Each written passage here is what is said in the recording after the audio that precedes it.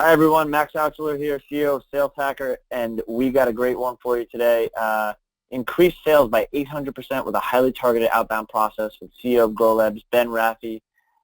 He's also got a pretty impressive background. So GrowLabs is his new company. Last company got acquired by Ticketmaster. Without any further delay, I'm going to let Ben take it from here.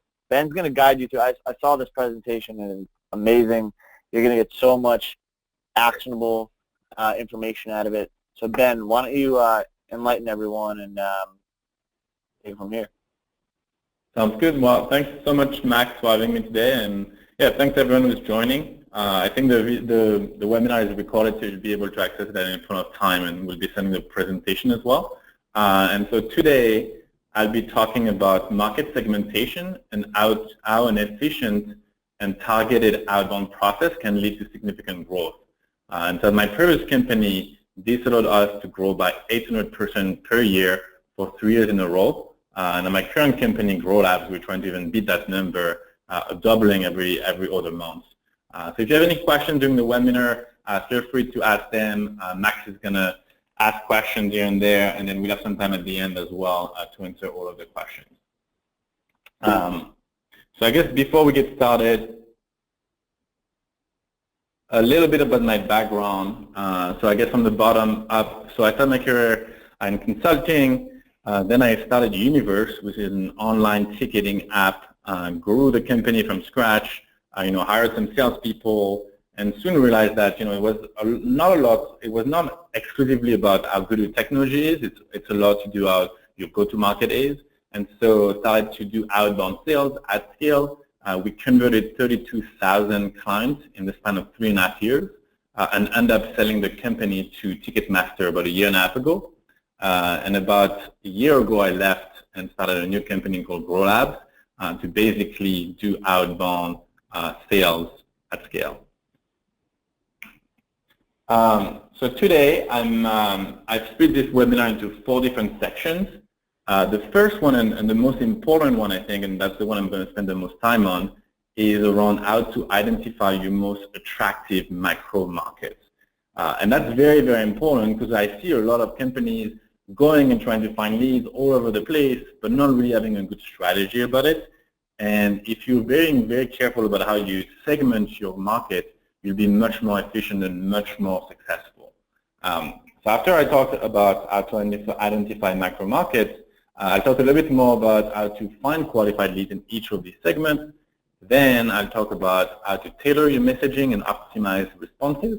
And finally, I'll touch quickly on how to set up a more scalable process as you're starting to get good results. So what I've realized from when I was advising and talking to a lot of B2B companies is that most B2B companies lack a specific understanding of their prospective clients and their needs. And this is a big problem because if you don't have, this results in go-to-market strategies that are very unfocused and at best underperforming. And the problem here is that it's obviously very difficult to do B2B sales at scale. Being able to target the right customers without spinning your wheels isn't easy, obviously. In the US alone, there are over 6 million companies, about 150 million employees at these companies. So it's very, very difficult to find the right ones you want to target. It's also very expensive. The average salesperson costs about $70K a year. If you are in the Bay Area like us, it's even more than that. It takes a long time to ramp them up. And overall, like the cost of acquiring leads gets expensive. And finally, it takes a lot of time. So obviously, you have to train your marketing, your sales team. You have to find qualified leads among all the potential companies, and then you have to, engage them, email them, call them, find the right decision makers, and move them down the sales process, which can be, several weeks if you're lucky, but most of the time it could be months before you actually close a client. And so to effectively, as company enter basically a growth stage and you need to scale, you need to have a complete understanding of your customers, and you need to basically build and implement a smart and dynamic customer segmentation strategy. So market segmentation is a process that should always be evolving. You should obviously start it today, but as the market changes, as your company and product evolve, you're going to need to refine and iterate it. The benefits of having a customer segmentation strategy are very, very large. The first one, obviously, is you can increase conversion. By being able to talk and speak the language, the jargon of your customers, you'll increase the conversion of those customers because you'll be able to speak, with them better, understand their value prop better, and sell them on your product more efficiently. The second point is that you'll improve your financial efficiency. By understanding the value you bring to each client segment, you basically can charge different things, and you can charge for what they really care about. It also will help you retain your customers for longer, which obviously, as you grow, is very, very important, because the more churn you have, the more net new customers you bring to meet your targets. Whereas if you are able to retain customers month over month, then it becomes way easier. Another benefit is that you'll start creating snowball or word-of-mouth effects. And this is extremely difficult to do in very large markets, obviously, but if you split your market into smaller segments, you'll get faster traction in each sub-segment, and you will increase your perceived market share in each segment. And so you start getting basically traction from word-of-mouth, referrals, that you couldn't do if you were trying to target everybody at the same time. And finally, and it's one of the things that I like the most about this, is that you'll be able to improve your product faster. Basically, by understanding the needs and the pain points of each segment, you'll be able to refine, iterate on your product, maybe even split and have different pricing for different needs. And that's very, very important, again, as you start scaling your product. So there are three main segmentation approaches. The first one, and the simplest approach, is called firmographic segmentation, and it basically uses company criteria such as number of employees, the industry, the revenue. The problem with this strategy is that companies with the same criteria may not obviously all have the same needs or may not care about the same things. So there's a lot of shortcoming with this strategy. The second approach here in the middle is a needs-based segmentation. And the name pretty much says it all. It basically is based on differentiated needs that your customers have expressed and that they feel that your product is solving. This type of segmentation is generally quite successful at identifying some clear segments and some of their pain points. However, the third approach, which I would recommend for most B2B businesses, is based on value. And so value-based segmentation basically differentiates your customers by the value they derive from your product and allow you to really clearly define and target the best prospects because they are the ones that are going to value your product the most. And the reason why I like value-based segmentation the most is that because it allows companies to basically identify customers that will generate the most long-term profit. And really it's quite simple. The more value you create, the more money companies are willing to pay for your product.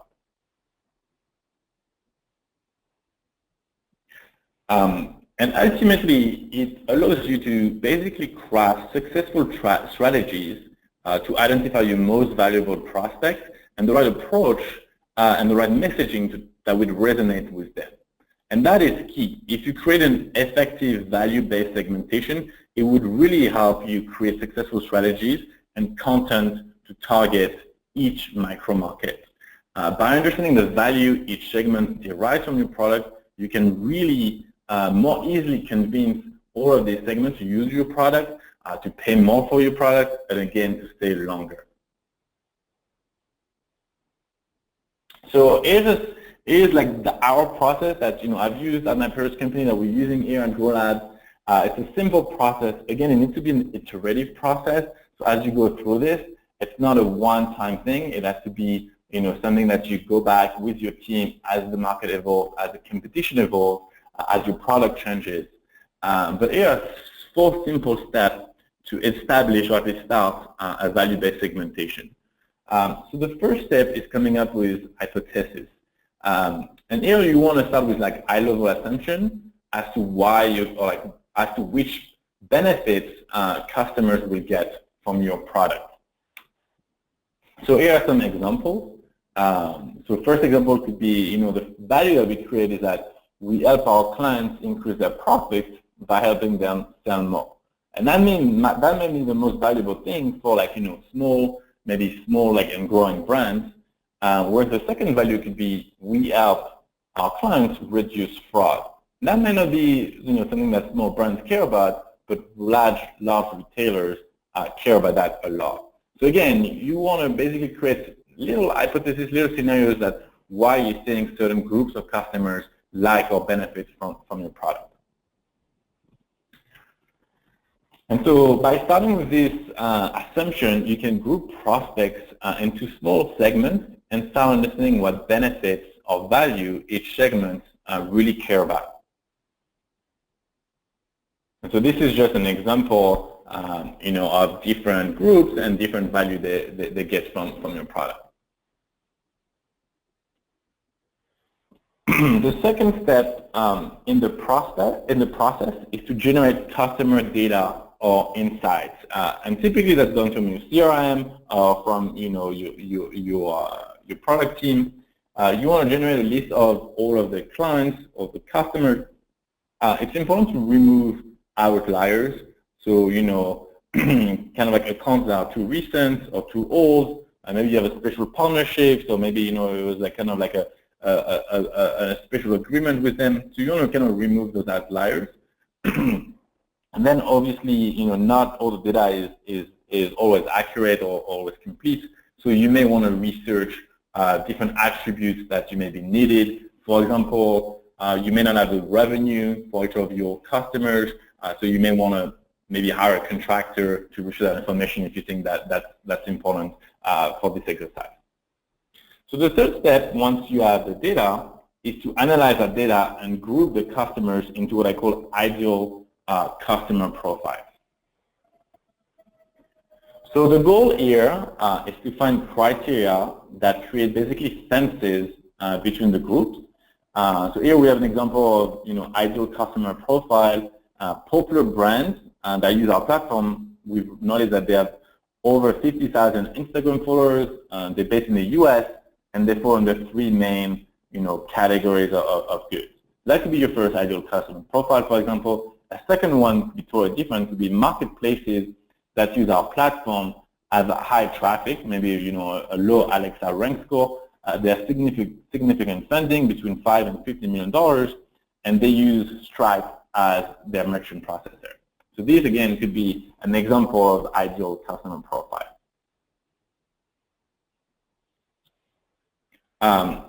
And finally, the last step is to evaluate the attractiveness of each segment. The goal is to develop a formula to measure it.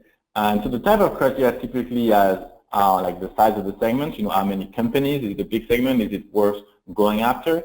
What is the profit that you think you're going to generate from this? Like, are there small companies that have a small budget, or are they like mid or enterprise-sized businesses that have a larger budget? What is the likelihood to convert? So, is your product in a good position to target those, to convert those people? The next one, which I really like, and I call targetability. I apologize, I don't really know if it's an English word or not. But basically, it's your ability to target these people. Are you able to identify these groups?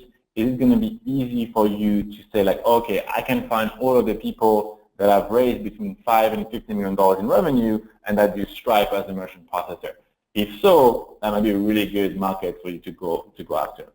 And then finally, another type of criteria that I really like to consider is the sales cycle length. If it takes you 6 to 12 months to convert someone, it's very different from a client that you can sell in a week. So those are the kind of consideration that you want to put into your formula, and basically find the most attractive market. And then finally, once you've identified those micro segments, you want to reiterate the process until you have all of those macro segments put together, some of the characteristics of good macro segments are basically segments that are easily identifiable and that you can target with very unique and precise messaging.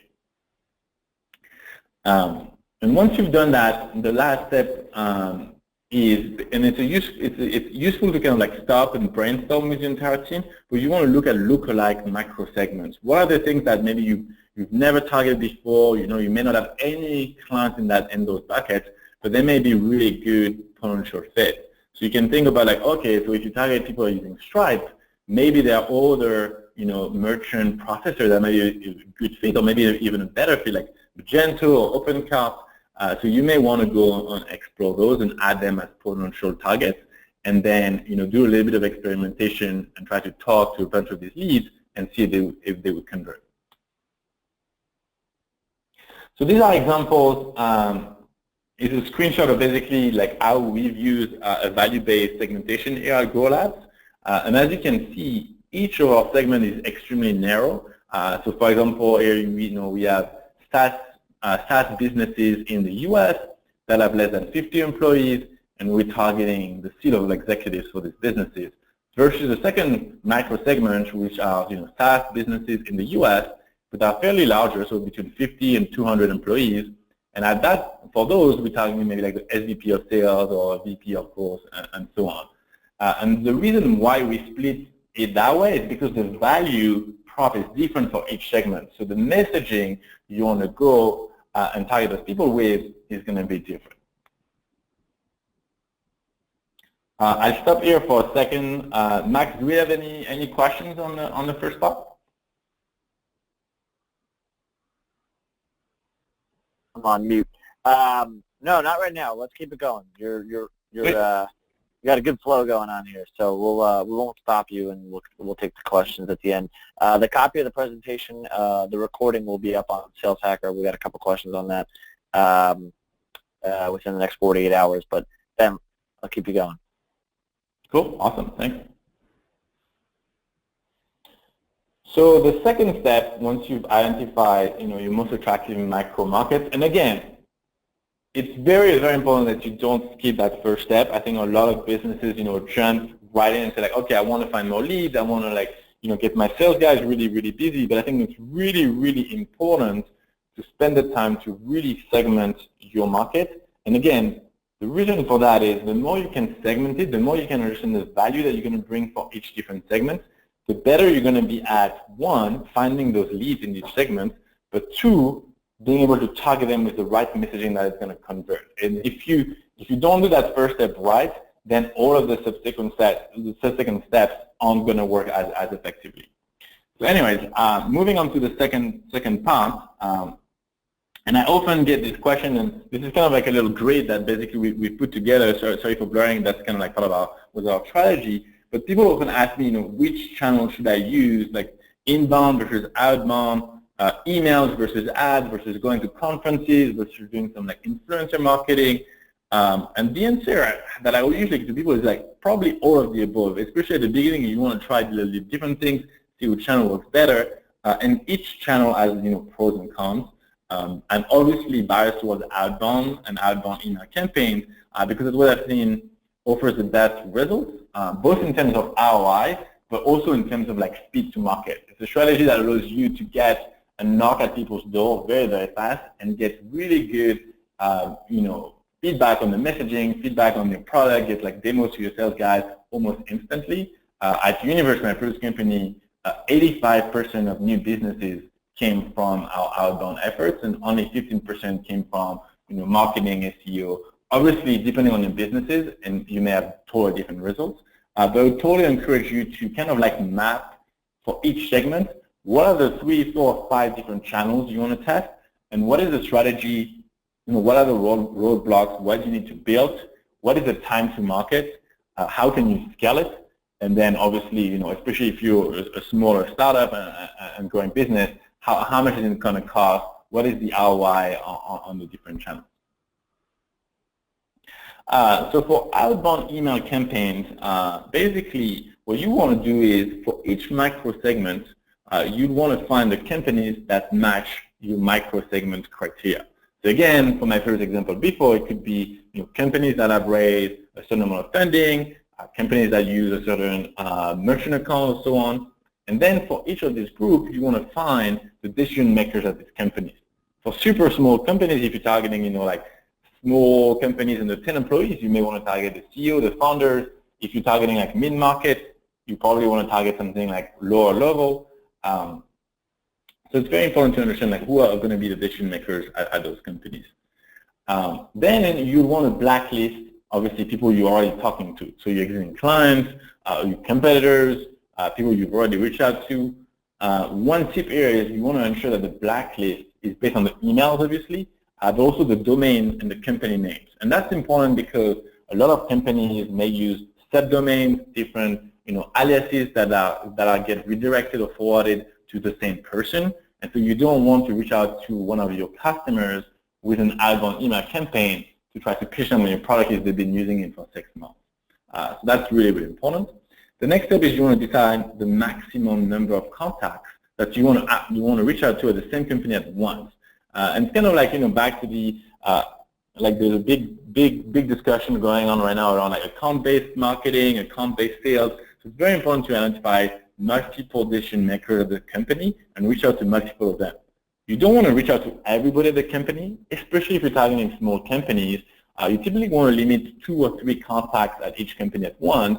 One of the main reasons for that is a lot of these emails get forwarded to the same person. So if you reach out to info @ or contact @ or even like John at company A, John may not be there anymore. There's a lot of turnover for small companies. That email may be redirected or forwarded to the CEO, and may reach out to the CEO twice, which will look kind of like embarrassing. So you really want to limit it to the number of contacts you reach out to at the same time. Typically, I would say 2 or 3 is a good number. If they don't respond, if they get stale, then you can engage with the people at the company. And finally, you want to decide who will be reaching out to prospects.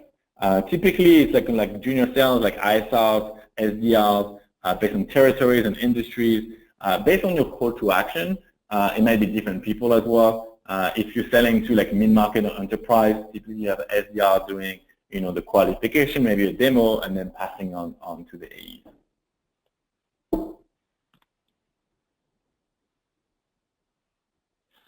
So here are some examples of targeting. So here again, taking a screenshot from our platform. We have Grow Labs, but basically we target based on location, based on some industry. So here's like e-commerce platform that are between 11 to 50 employees that have raised a certain amount of funding and that are using Stripe as their payment processor or as a technology. And then from there, what we want is we want to target different people at these companies. So you want to figure out like what are the job titles or what are the position of the people you want to target for this segment.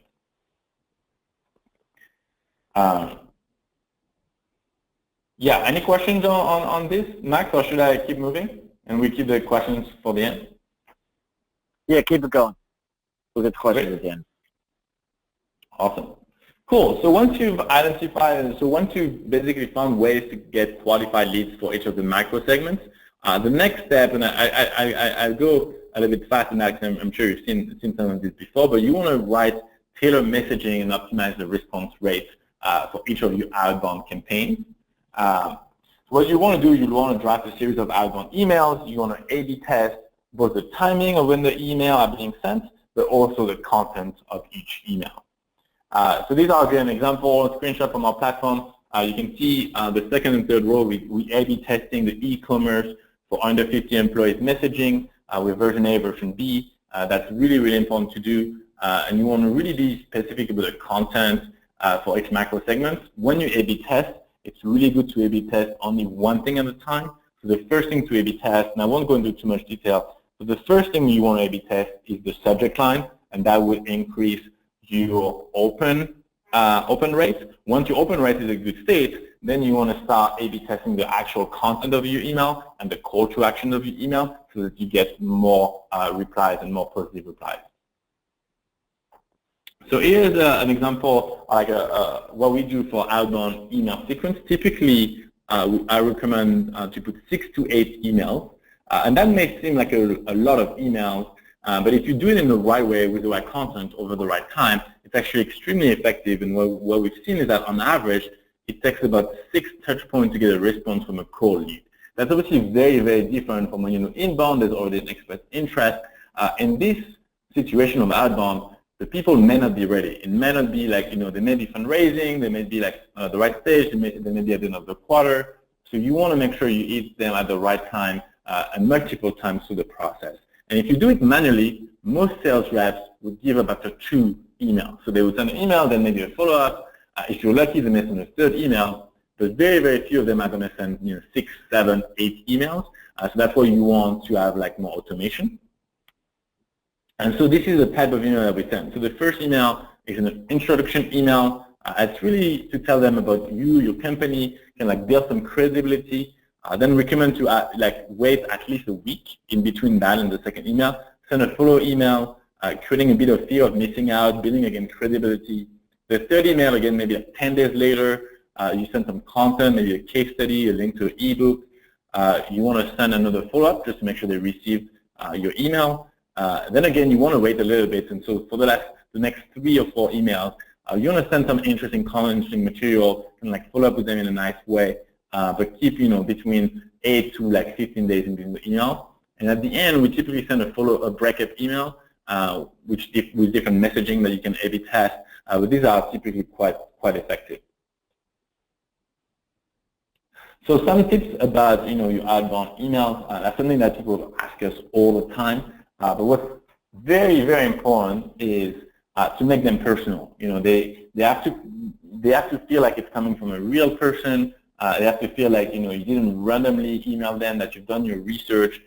So you want to use merge tag, you want to use different information. If they're using Stripe, you should have like messaging about like how you work with other Stripe clients. That's very, very important. The second point is that you want to keep them short. Like no one has time to read an essay, especially it's not an essay that they requested. It's something like they're going to get in the inbound. They need to understand and figure out like what you're doing and be interested in the first like 2 or 3 lines. And to that end, you can also to keep things very simple. So if they don't understand, if you're using too many buzzwords, they're just going to skip and get to the next thing in the inbox. The next one is create FOMO. So I'm a strong believer that fear of missing out is one of the most powerful sales messaging and sales technique out there. And so you want to use language that makes it sound exclusive or intriguing, or maybe it's a software that has helped some of the competitors do better, and they really don't want to miss out on it, basically. The 5th point is about building credibility, and that's very, very important.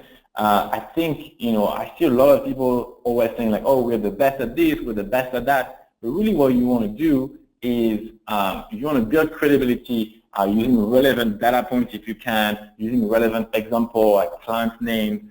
It's a lot more powerful to say, we are the event ticketing technology of choice for over 28,000 event organizers globally, including, Festival A and B and C. That's a lot more powerful than saying, just we are the best ticketing company out there. So using like very specific, data points, client names is again, it's in a way to create credibility, but also creating FOMO, because they're like, oh, well, if all of these people, like that I've heard about or some of my competitors are using it, I should definitely check it out. And the final point is use your own voice and your own style. There are a lot of templates out there. Don't copy and paste them. Really try to make it your own voice. Don't be too crazy. Like don't make it sound like you want to differentiate over everything. You want to keep it professional, obviously, but you want to make it sound like you know what you're talking about. You know who you're talking to. So here's an example of template. Again, I just said don't use templates, and I'm putting a template out there. I typically don't like to include templates, but people have asked me before. So here you can see a template of cold email. It's the first email. Very professional. We use merge tags, so you can see here on purple are merge tags, and so it's very important all of your outbound emails that you describe yourself, and also mention your company. And you want to hyperlink to your website. You always want to reiterate what you're doing, because people don't remember 8-10 days later that you've emailed them. and then probably won't go back to your previous email. So you always want to make sure you say exactly what you're doing, and then what are the benefits or the features that would be beneficial for them. And then it's important to have a call to action. What is it that you want? Do you want them to jump on a demo? Do you want to do a quick call? Do you want to send them to a sign-up form because you have a freemium product? Depending on like what you're selling, you have a different call to action. It's important to keep it realistic. I don't like when I get emails and people say, like, oh, can I get 3 minutes of your time? Well, in 3 minutes, it's not worth my time. Like, I'm not going to learn anything.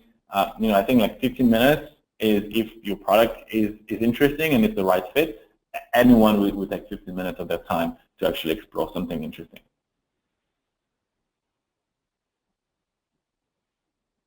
Cool. I'm going to move on to the last step, and there's a lot of ways to scale. But once you basically identify your micro markets, once you know where to find those leads, once you have good outbound messaging and emails to tag them, you want to run as many experimentation as you can. And as you start getting positive results, it's going to be time to start scaling. And it's very important as you build a strategy to build strategy that scale. And so I only have like 3 points on this slide. It's mostly 3 mistakes that I've seen over and over and over again.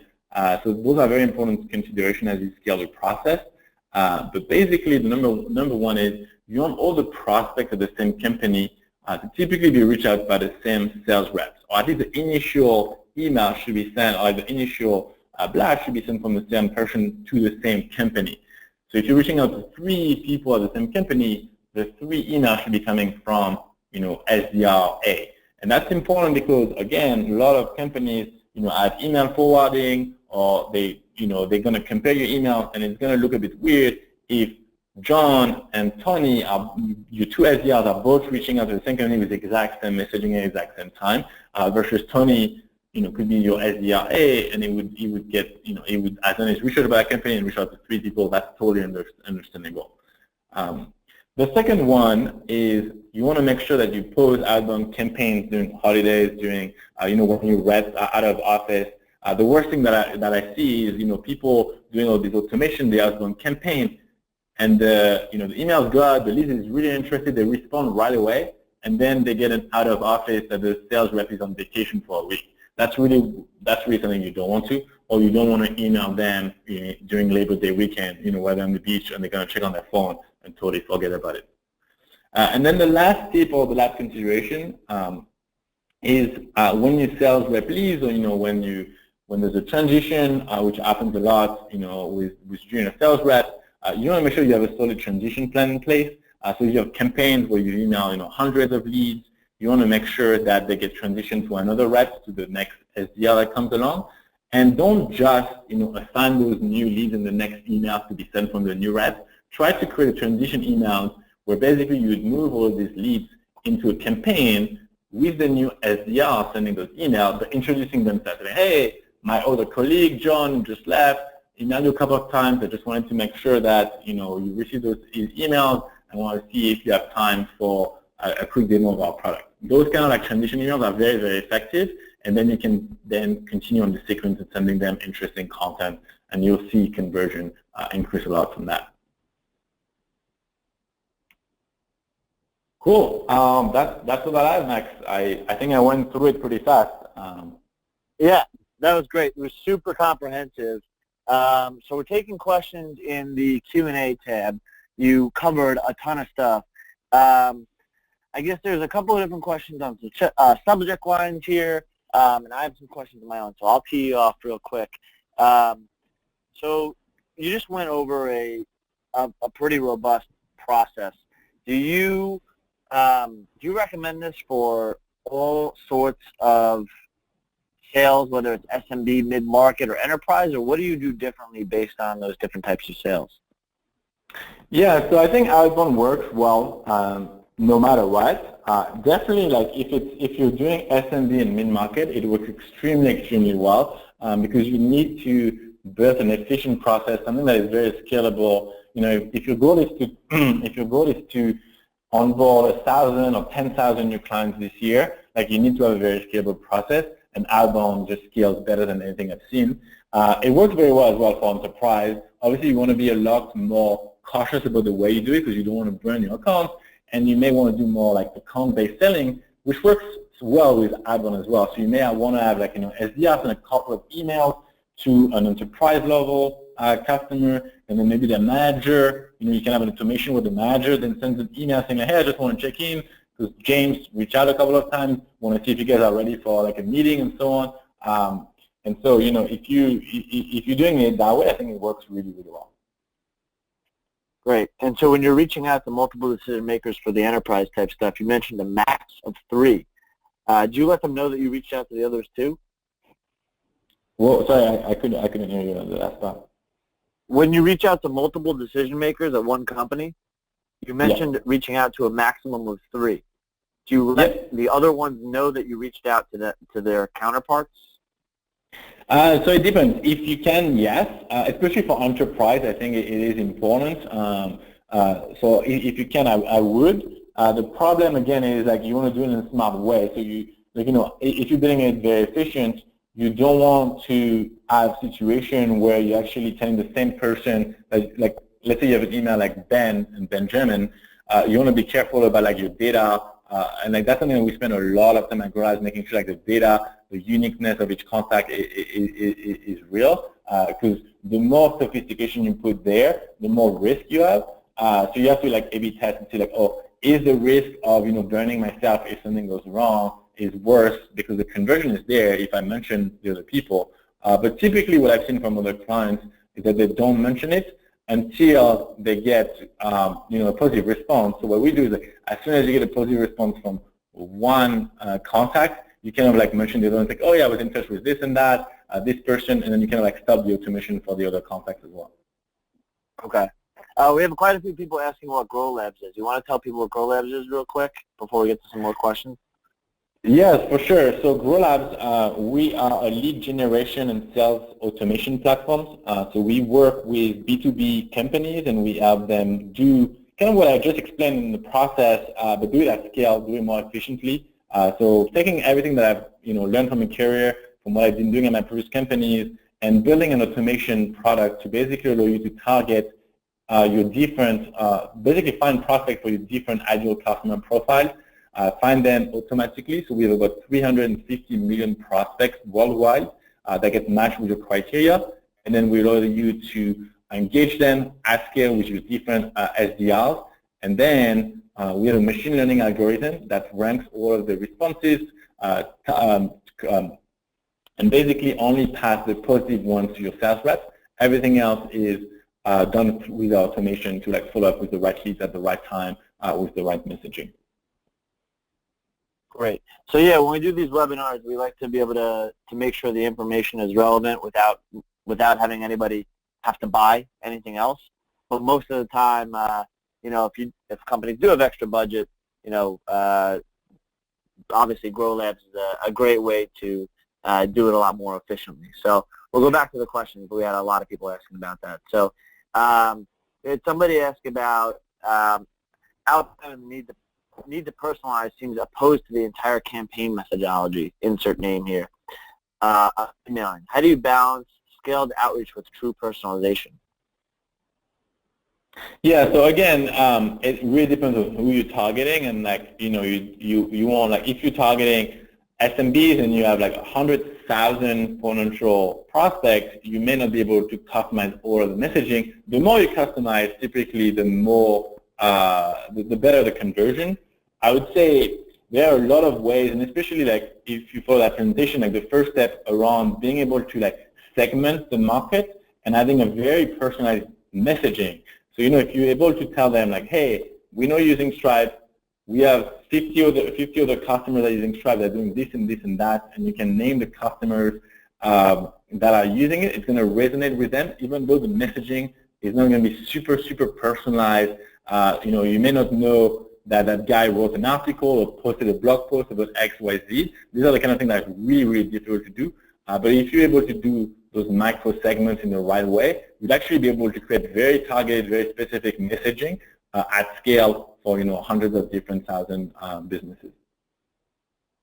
Excellent. And a lot of people seem to want to know what your tech stack is at GrowLab. So are you using any other automation tools to support, or is it all built in-house? So it's all built in-house.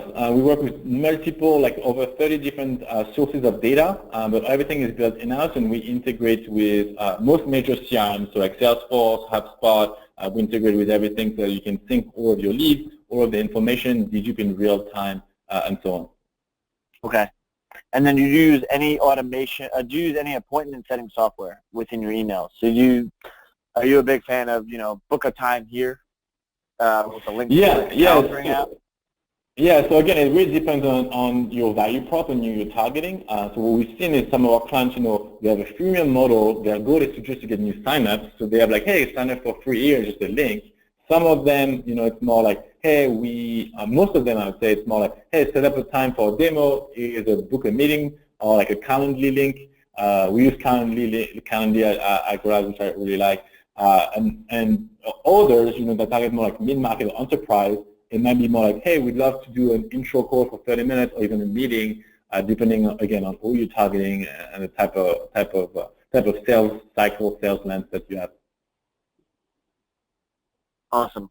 And we have somebody here that wants to know what are your biggest mistakes you wouldn't make again in an outbound sales process? That's a good question. Well, before I created GrowLab, we were doing a lot of things manually, and things get really messy. Emailing the wrong person or emailing with the wrong first name. Those are kind of like the common things.